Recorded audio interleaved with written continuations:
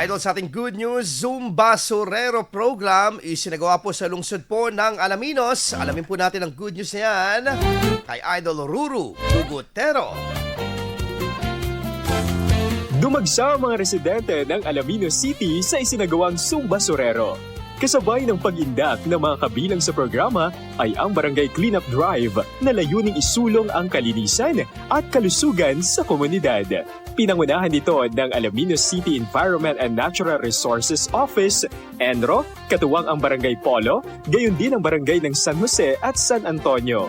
Nagkaroon din ng mga parangal para sa mga kalahok tulad ng Early Bird, Heaviest Trash Collected, Most Trash Collected, Most Number of Barangay Delegates, at Zumba King and Queen bilang pagkilala sa kanilang aktibong pakikilahok. Samantala, tuloy-tuloy ang Kalinisan Day program ng lungsod na layuning panatilihin ang kagandahan at ligtas na komunidad.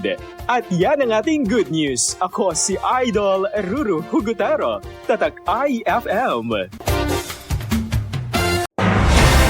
IFM News. IFM News. IFM News.